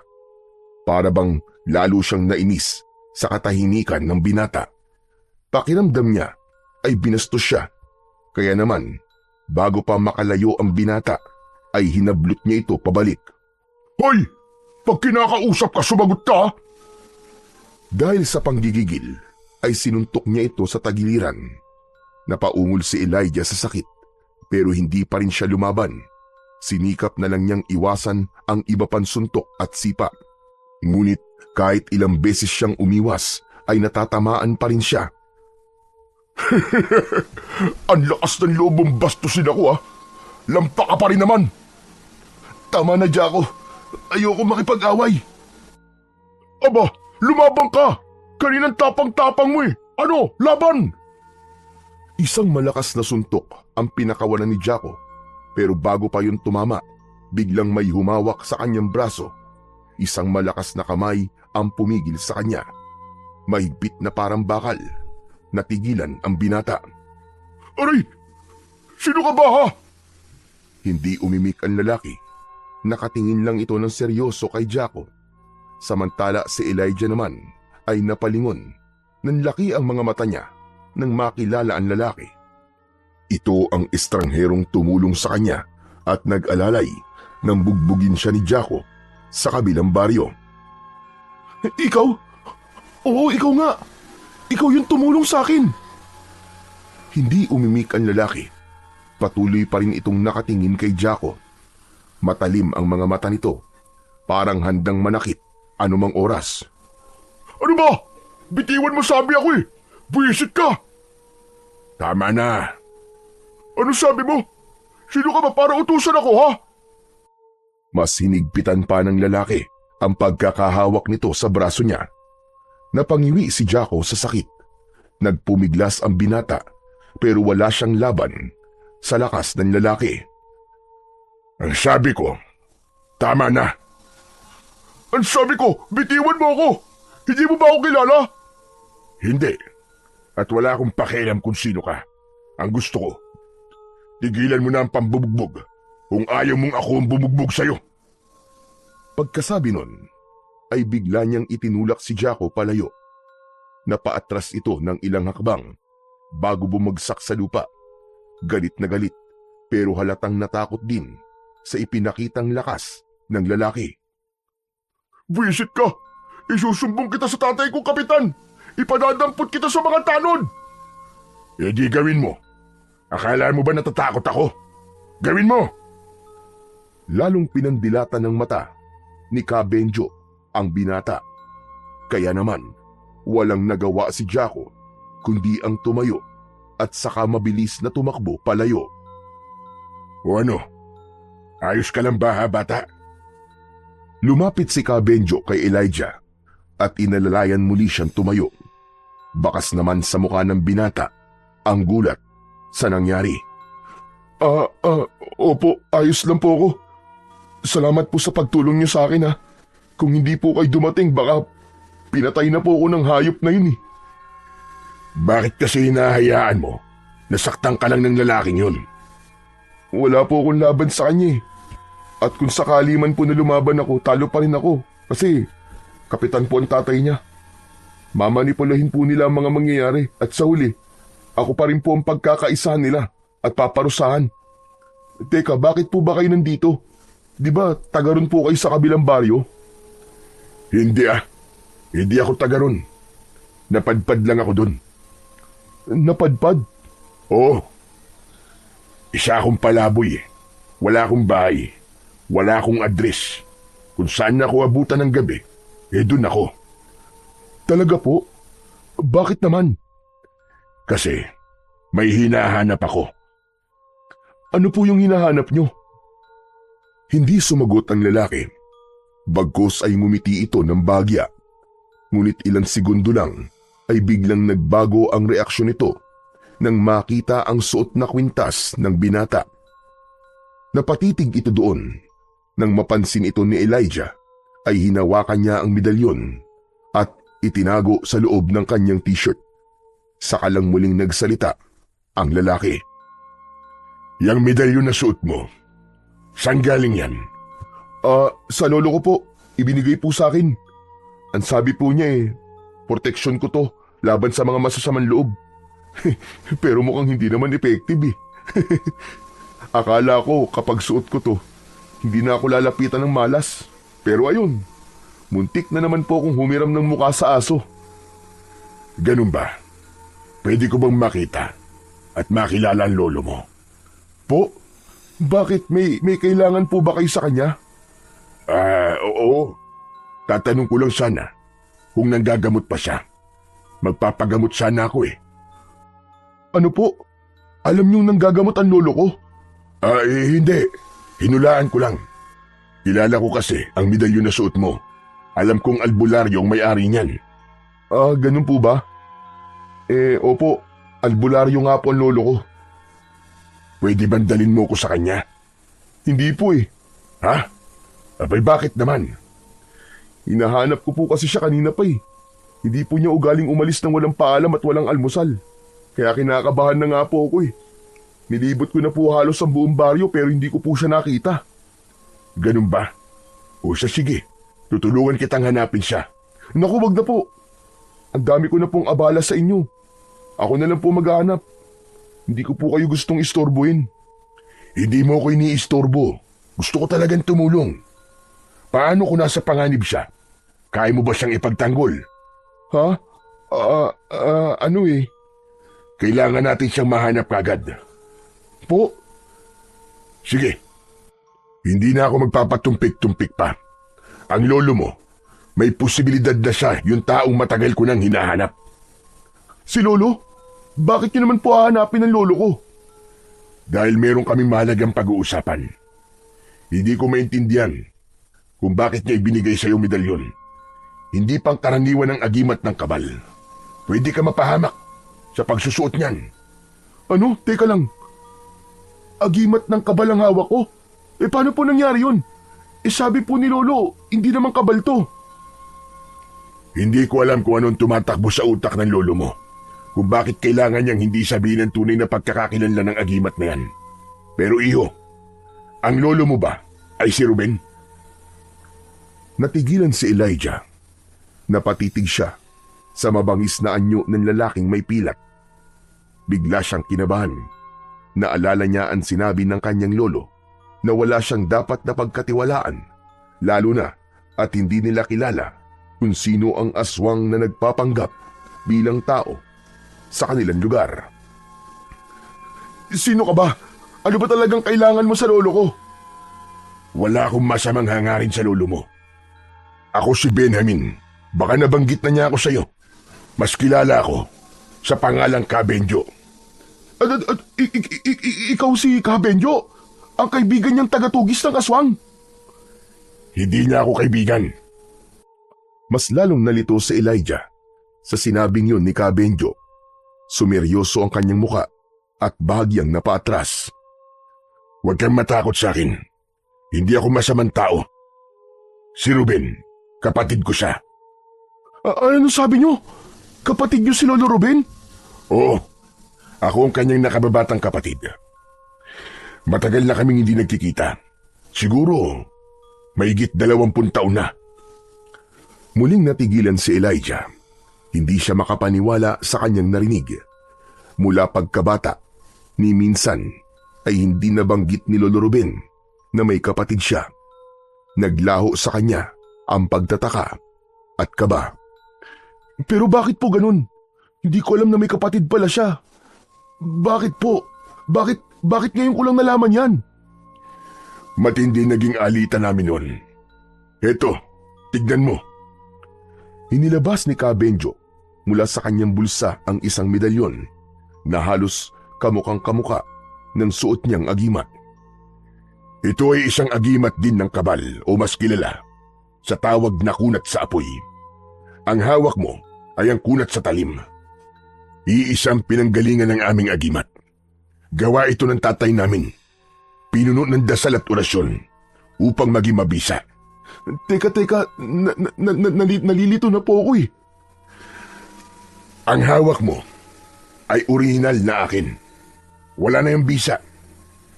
Ganon din ang hawak ko dahil wala na ito sa mga orihinal na may-ari. Akin ang agimat na yan. Ibalik mo sa akin. Magpalitan tayo. Ang kunat ng talim, ibigay mo sa akin. Ano po? Hindi ko po pwedeng ibigay sa inyo to. Bigay po sa akin to ng lolo ko eh. Saka hindi po sinungaling ang lolo ko, no? Makinig ka muna. Hindi ako kaaway. Pero kung mananatili sa iyong agimat, mapapahama ka. Pati ang lolo mo. Ibigay mo na lang sa akin. At ako nang bahalang magprotekta sa inyong dalawa.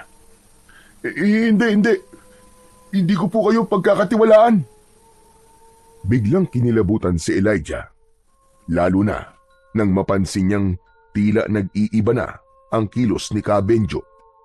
Tumalim din ang mga mata nito. Hindi na siya nagdalawang isip. Agad siyang tumalikod at tumakbo ng mabilis. Lolo! Nasaan ka na ba, Lolo? Magpakita ka na! Habang tumatakbo siya, hindi niya maiwasang lumingon. Nakita niyang nakatayo pa rin ang misteryosong lalaki at nakamasid lang sa kanya. Dumiretso na siya sa bahay nila para umuwi. Nang makarating siya, ay agad niyang isinara ang mga pinto at bintana dahil sa matinding kaba at takot. Samantala, pagkalipas ng maraming oras, wala pa rin si Lolo Ruben. Hindi pa rin ito dumarating. Labis nang nag-aalala si Elijah para sa kanyang lolo Ruben. Ang bihira naman oh. Nasaan ka na ba, Lolo? Bakit hanggang ngayon hindi ka pa rin umuwi? Ano na ba nangyari sa'yo? Kailangan ko siyang hanapin. Pero saan ako magsisimula? Paano? Kung may masama nang nangyari sa kanya? Diyos ko, ano bang gagawin ko? Habang nag-iisip, biglang may kumatok sa pinto. May kumakatok. Sino yan? Ako to, Elijah, si Sunny. Buksan mo to, bilis! Dali-dali namang binuksan ni Elijah ang pinto. Pagkakita niya kay Sunny, agad niyang napansin ang itsura nito. Magulo ang buhok, namumutla at pawis na pawis. Oh, Sunny! Ba't ganyan yung itsura mo? Ano nangyari sa'yo? Elijah, huwag kang mabibigla. Pero may masama akong balita. Ano yun? Yung lolo mo, nakita siya sa gitna ng gubat. Ano? Wala na, Elijah. Patay na siya. Patay na ang lolo mo. Ha? Hindi. Hindi totoo yan. Hindi pwedeng patay na si Lolo. Baka nagkakamali ka lang. Huwag ka nagbibiro ng ganyan, ha? Hindi ako nagbibiro, Elijah. Pasensya ka na, pero yun ang totoo. Halika na, puntahan natin. Kailangan ka ng lolo mo. Tumulo ang luha sa pisngi ni Elijah. Mabilis silang kumilos. Naglakad sila ng naglakad hanggang sa marating ang bungad ng gubat. Nagpatuloy sila sa paglalakad hanggang sa makapasok sa pinakagitna ng gubat. Pero nang nandoon na sila, wala naman doon si Lolo Ruben. Naglalakad pa din si Sunny at si Elijah naman. Nakakaramdam na ng kaba. Sunny, teka nga lang, malayo pa ba tayo? Nasaan ba talaga ang lolo ko? Tsaka, nasaan ang mga tao? Hindi sumagot si Elijah. Tahimik lang ito habang naglalakad sa unahan. Napansin ni Elijah na parang paikot-ikot na lang sila sa parehong lugar. Teka, Sunny, sigurado ka ba sa pinupuntahan natin? Dahan-dahan itong lumingon. Nakita ni Elijah na nag-iba ang itsura ng muka ni Sunny. Ang balat nito ay umitim, ang mga mata ay mapula, at ang ngipin ay tumulis. Humaba din ang mga kuko. Nanigas sa takot si Elijah. Anak ng... Ikaw ang aswang! Ikaw yung kagabi! Tama ka, Elijah. Ako nga.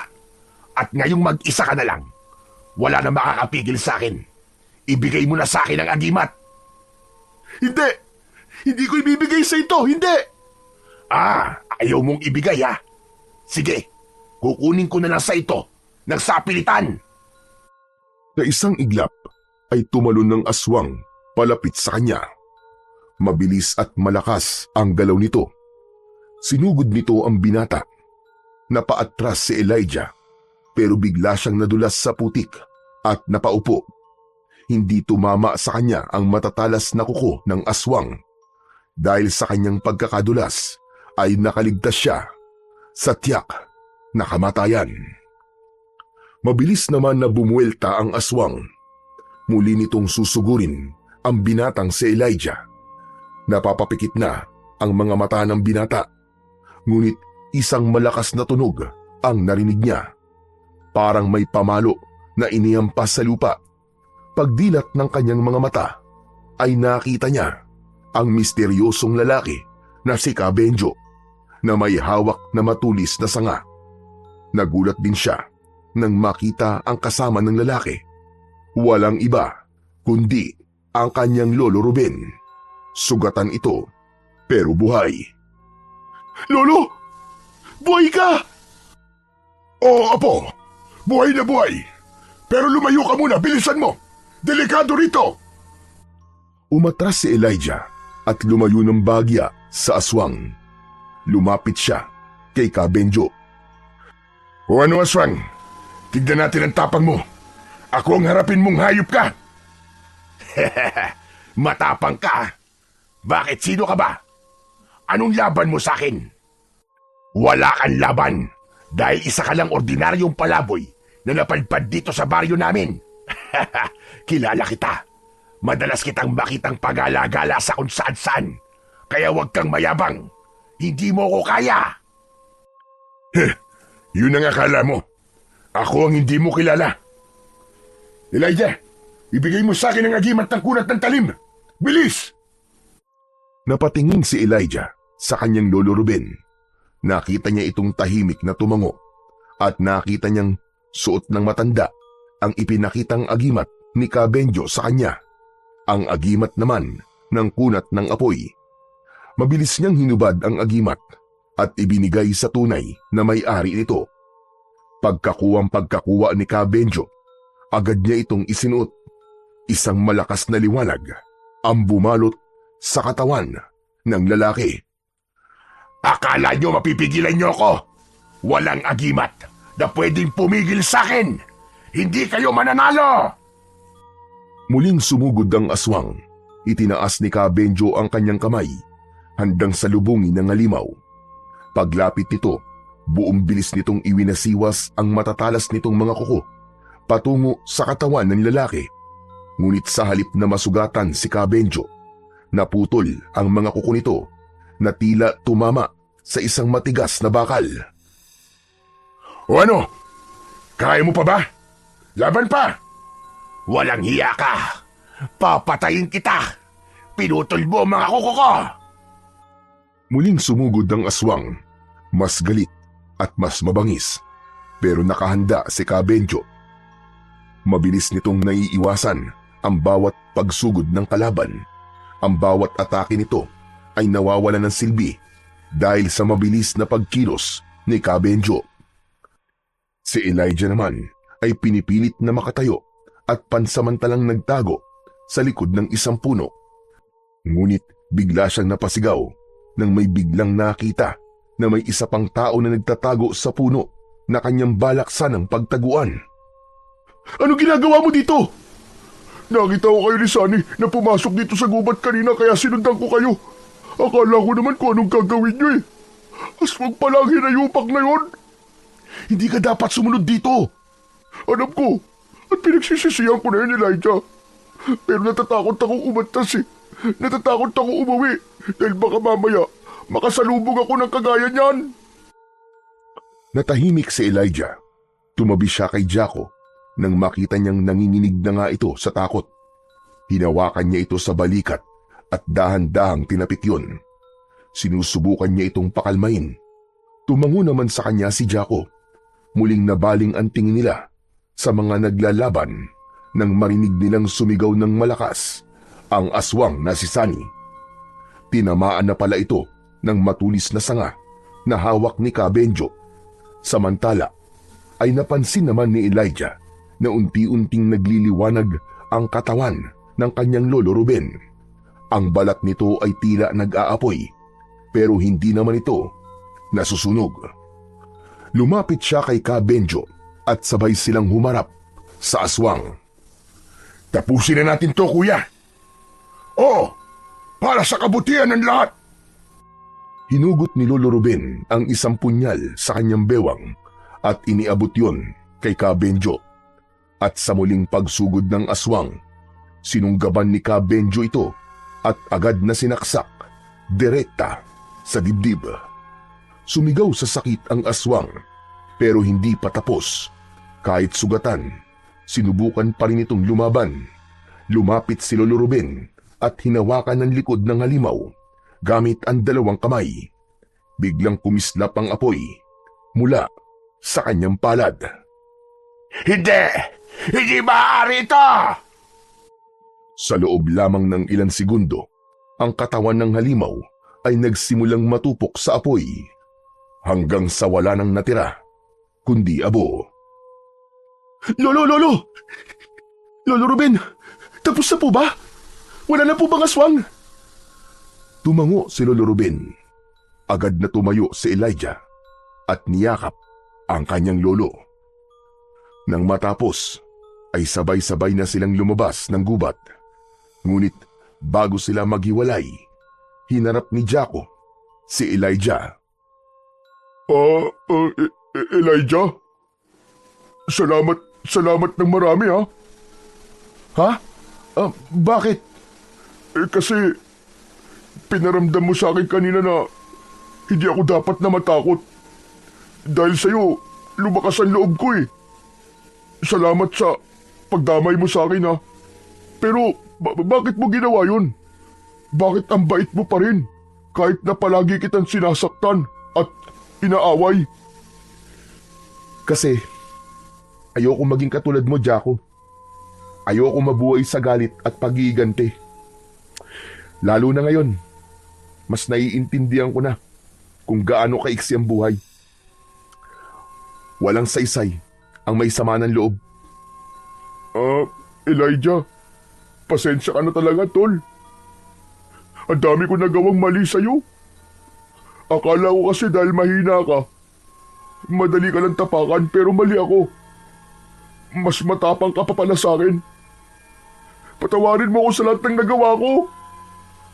Ngumiti si Elijah, sabay tapik sa balikat ni Jaco. Wala na yon. Kalimutan na natin yon, Jaco. Ang mahalaga, ligtas na tayo. Tahimik na sumang-ayon si Jaco. Nagpasya ang lahat na ihatid muna siya sa bahay nila bago sila umuwing tatlo. Pagkalipas ng ilang sandali, nang maihatid na nila ang binatang si Jaco, ay dumiretso na sila sa kanilang kubo. Pagkaraan ng gabing yun, unti-unting nawala ang mga usap-usapan tungkol sa aswang. Napalitan ito ng mga tsismis tungkol sa biglaang pagkawala ni Sunny at ng kanyang ina. Ngunit ang tatlo, sina Benjo, Lolo Ruben at Elijah, na pag-usapan nilang baka naramdaman ng ina ni Sunny na namatay na ang kanyang anak, kaya't nagpasya itong umalis at magpakalayo-layo at magtago. Malaki umano ang posibilidad na aswang din ito. Samantala, ilang araw matapos ang insidente sa gubat, naging tunay na magkaibigan na sina Jaco at Elijah. Sina Lolo Ruben at Benjo naman ay muling nagkasundo. Matinding away ang kanilang pinagdaanan noon na halos dumating pa sa punto na magnakawan na sila ng mga agimat. Dahil ito sa matinding selos at pagkainggit sa kanyang kuya na naging dahilan ng kanyang pagrerebelde at pagtatago sa bundok hanggang sa naging palaboy. Ngunit nang muli silang magkita sa loob ng gubat at nakitang nasa panganib ang kanyang kuya, ang lahat ng mga tampuan at galit ay nabura. Si Lolo Ruben ay nilinlang din ni Sunny kaya ito napunta sa gubat. Mabuti na lang at matagal na palang minamanmanan ni Benjo ang binata matapos makitang naglalaro sa kabilang baryo. Sinundan niya ito hanggang sa nalaman niya ang tunay nitong pagkatao at nakita nga niyang biyag nito si Lolo Ruben sa gubat. Sinamantala niya ang pag-alis ng aswang at iniligtas si Lolo Ruben. Si Lolo Ruben ay nabiyag ni Sunny dahil nagkunwari ito na kilala niya ang aswang na pumatay kay Bilen. Alam daw nito kung saan ito nakatira. Sumama naman ang matanda na walang kaide-ideya na nasa panganib na pala ang kanyang buhay. Sa kanilang magkapatid, mas malakas ang pakiramdam ni Benjo pagdating sa mga nagbabalat kayong mga aswang. Nang maayos na ang lahat sa kanila, nagsimula na ang bagong yugto sa kanilang pamilya. Si Benjo ay nanatiling kasama nila sa baryo at siyang nagturo kay Elijah ng lahat ng mga bagay na kailangan nitong malaman tungkol sa pakikipaglaban. At si Lolo Ruben naman ang nagturo sa kanya ng mga orasyon at dasal, pati na sa panggagamot. Namuhay sila ng simple at masaya, ngunit sa tuwing nakakarinig sila ng malalakas na alulong mula sa malayo o sa gitna ng gubat, palihim silang rumoronda at nagbabantay upang hindi na muling maulit ang pagsalakay ng mga aswang sa kanilang baryo.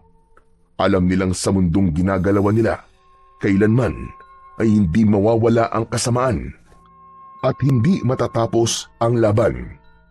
Ngunit sa pagkakataong yun, na tatlo na silang handang lumaban, mananatili na ang kaligtasan at kapayapaan sa kanilang baryo at sa mga karatig na lugar.